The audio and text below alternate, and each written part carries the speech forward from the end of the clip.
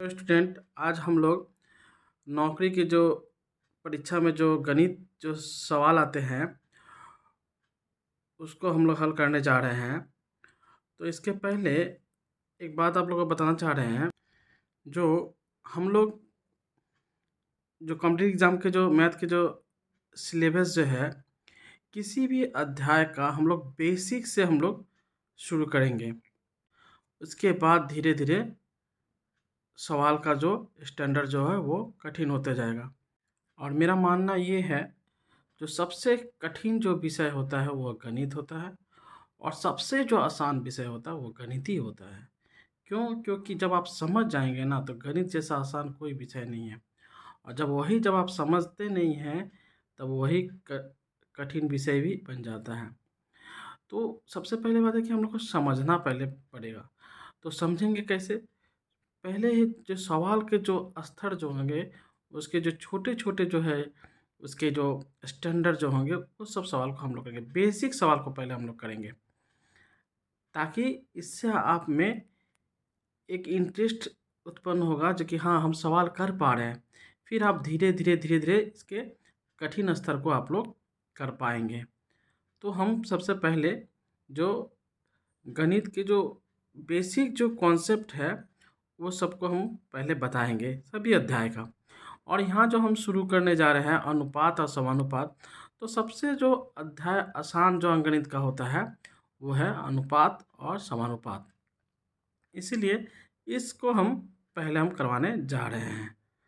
आप लोग ये जो किताब जो है निमिषे अंको, ये वॉल्यूम 1 है, चंचल घोष के ये किताब है। इस किताब में बहुत छोटे-छोटे सवाल का हल किया गया है और बहुत अच्छी तरह से भी किया गया है। और चूँकि ये बांग्ला मीडियम में है, इसीलिए मैं सोचा जिसको हम हिंदी मीडियम में इसको हम सॉल्व करेंगे, ताकि क्या होता है, हम लोग के जो हिंदी मीडियम के जो स्टूडेंट है उसको थोड़ा आसानी होगी समझने में। तो चलिए, इससे जो सवाल सब जो है वो सब सवाल को हम लोग सॉल्व करते हैं। ये जो अनुपात और समानुपात के जो बहुत सारे सवाल देख रहे हैं, यही सब सवाल को मैं हिंदी में अनुवाद करके आप लोग को समझाऊंगा। पहला सवाल देखिए, ए अनुपात बी इक्वल 2:3, बी अनुपात सी इक्वल 5:4 एवं सी अनुपात डी इक्वल 7:8 होने से ए और डी का मान बताना है। तो ये सब सवाल आपको इस तरह से करना है। पहले देखिए, जो अनुपात जो होता है, अनुपात के 2 अंक जो होते हैं, उसके प्रथम अंक को हम लोग पूर्व पद कहते हैं और उसके बाद वाले जो अंक जो होते हैं उसको हम लोग उत्तर पद कहते हैं। अगर आप किसी सवाल में इस तरह से देखिएगा, जो पहला जो अनुपात जो है उसका जो उत्तर पद जो है, दूसरे अनुपात का वो अगर पूर्व पद है और इसी तरह से अगर वो चलता जा रहा है, तो समझ जाइएगा इस सवाल को हम लोग इस तरह से करेंगे। मेरे कहने का मतलब ये है, यहाँ ये है, देखिए, ये ए अनुपात बी है, यहाँ उत्तर पद बी है, ये फिर यहाँ पे देखिए बी अनुपात सी, तो यही उत्तर पद जो है यहाँ पूर्व पद हो गया। फिर यहाँ देखिए उत्तर पद कौन सा है, सी है, और यहाँ पे देखिए यही जो अनुपात में देखिए ये सी जो है पूर्व पद हो गया। और इस सीक्वेंस में अगर देख रहे हैं तो, और प्रथम और अंतिम का अनुपात अगर निकालने के लिए कह रहा है, तो इसको आप सीधे इस तरह से कर दीजिए। हम लोग जानते हैं अनुपात को हम लोग बटा में लिख सकते हैं, तो एक काम कीजिए, ए बटा बी गुना बी बटा सी गुना सी बटा डी इक्वल, इसका जो मान जो है वो सबको यहाँ पे लिख दीजिए, 2/3, 5/4, 7/8। अब देखिए ये बी कट गया, ये सी कट गया, तो ए बटा डी हो रहा है। और यहाँ पे देखिए कुछ कट रहा है, हाँ कट रहा है, ये 2 से कट जा रहा है, और कट रहा है नहीं कट रहा, तो ये हो जाएगा 35 और ये हो जाएगा 48। तो यही जो बटा है इसको फिर अनुपात में हम लोग परिणत कर ले रहे हैं, तो 35/48। तो इसका ऑप्शन कौन सा है? ये है। अब देखिए यहाँ ए अनुपात बी 2:3, बी अनुपात सी 4:5 एवं सी अनुपात डी 5:7 होने से ए, सी और डी का अनुपात यहाँ पे पूछा है। तो इसको एक काम करना पड़ेगा, हम लोग को ए, बी, सी, डी चारों का अनुपात हम लोग को निकालना पड़ेगा। तो एक बात याद रखिएगा, यहाँ पे पहले हम लोग ए, बी, सी का अनुपात हम लोग निकाल रहे हैं। तो यहाँ देखिए ये जो ए अनुपात बी है ना, उसका क्या है 2:3 दिया हुआ है, तो इसको हम लोग बटा में लिखेंगे। फिर देखिए ये बी अनुपात सी जो है ये 4:5 है, तो इसको भी हम लोग बटा में लिख दे रहे हैं। तो यही आपका ए अनुपात बी अनुपात सी यहाँ से हम लोग निकाल सकते हैं, वो है जेड मेथड। जेड मेथड मतलब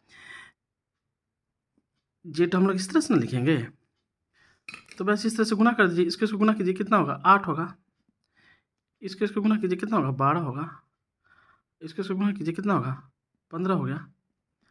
तो ये अनुपात बी अनुपात सी निकल गया, क्योंकि लेकिन यहाँ पे देखिए ए, सी और डी का अनुपात निकालना है।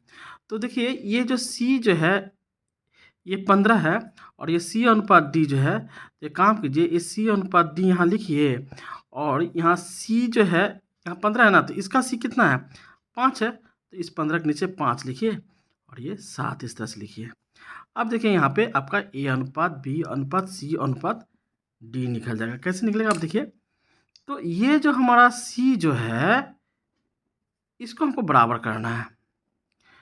तो ये 5 है, ये 15 है, ये 5 और 15 का आप लॉसो निर्णय कीजिए, तो कितना होगा।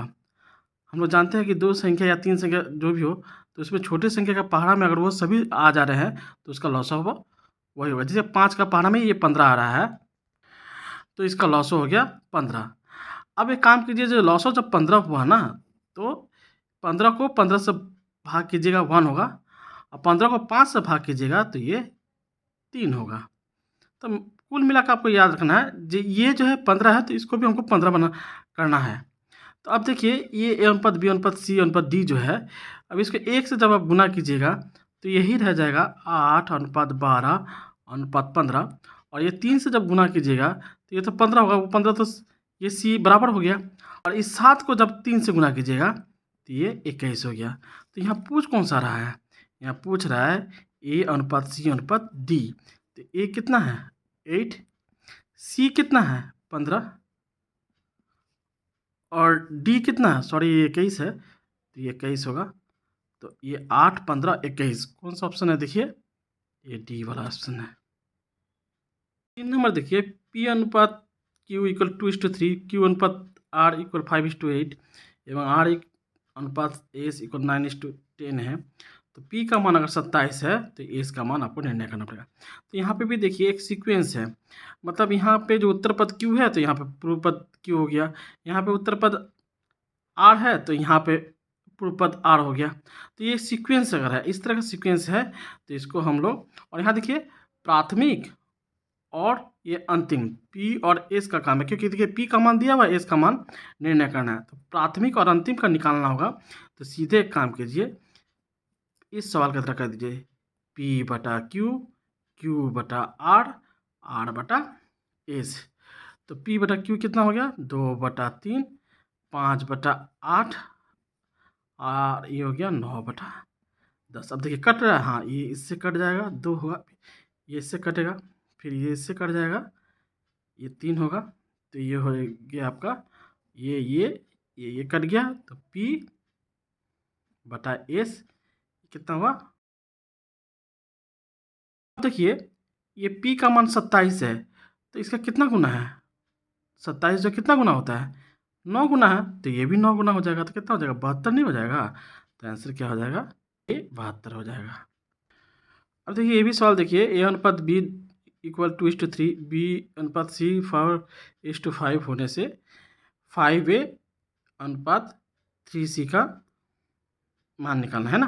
तो अब देखिए यहाँ पे देखिए, तो यहाँ पे भी देखिए प्राथमिक और अंतिम पूछा, इसका सीक्वेंस ठीक है, इसका जो उत्तर पद जो है ये बी है, तो यहाँ पे देखिए पूर्व पद बी है, तो चलिए ये सीक्वेंस ठीक है। तो एक काम करते हैं, इसको भी उसी तरह से हम लोग करते हैं। तो ये 2/3 गुना 4/5, बी भी कट गया। और यहाँ पे देखिए कुछ कट रहा है, नहीं कट रहा है। तो ए बटा सी इक्वल देखिए 8/15 है। अब देखिए यहाँ पे 5a और 3c मान मांगा है, तो एक काम कीजिए, इसको 5 से गुना कीजिए, इसको 3 से गुना कीजिए। वो काम यहाँ पे भी आपको करना पड़ेगा। तो इसको इससे काट दीजिए, 3 हो गया, तो ये 8:9 हो जाएगा। तो आंसर कौन सा हो जाएगा? ए हो जाएगा। ये 5 नंबर सवाल जो है 9.6 kg, 7.2 kg एवं 28.8 मीटर का चतुर्थ समानुपाती बताएं। तो यहाँ देखिए, जब ये केजी है, ये केजी है और ये मीटर है, तो इसका चतुर्थ समानुपात मीटर में ही होगा। या तो ये आंसर होगा या तो ये आंसर होगा। अब आपको यहाँ पे देखना, तो यहाँ पे देखिए 9.6 kg और ये 7.2 kg, ये 28.8 मीटर, तो ये पूछा है ना। तो एक काम कीजिए, हम लोग जानते हैं जो प्रथम और तृतीय के साथ जो संबंध होता है वो द्वितीय और चतुर्थ के साथ संबंध होता है गुणनफल या भागफल में। तो यहाँ देखिए ये जो है 9.6 जो है ये 3 गुना है, तो इसका भी ये 3 गुना ये चतुर्थ समानुपाती होगा। तो इसको 3 से गुना करेंगे तो कितना हो जाएगा? ये कितना हो जाएगा? 21.6 मीटर हो जाएगा। आंसर क्या होगा? सी हो जाएगा। 6 नंबर सवाल देखिए, ये जो अनुपात है इसका कंपाउंड रेशियो का है। तो कंपाउंड रेशियो जो होता है उसको हिंदी में यौगिक अनुपात कहते हैं या मिश्र अनुपात कहते हैं। तो ये क्या कीजिएगा, इसका जो पूर्व पद जो है ना उस सब को गुना कीजिए। तो इसका पूर्व पद कौन सा है? पहला वाला। इसका पूर्व पद कौन सा है? 3 है। इसका पूर्व पद क्या है? 5 है। फिर अनुपात का चिन्ह दीजिए। अब उत्तर पद का गुणनफल लिखिए, 2 गुना 5 गुना 9। तो ये देखिए, हालांकि अनुपात है, इसको तो हम काट नहीं सकते हैं क्योंकि ये आप कॉम्पिटिटिव एग्जाम में है और ये मल्टीपल चॉइस है, इसमें तो आपको दिखाना नहीं होता जो किस तरह से कर रहे हैं। तो यहाँ पे आप इस तरह से काट दीजिए, हालांकि अनुपात में काटा नहीं जाता है। ये 3 हो गया, तो देखिए 1:6 हो गया। इसी को देखिए बटा में लिखा है ए नंबर।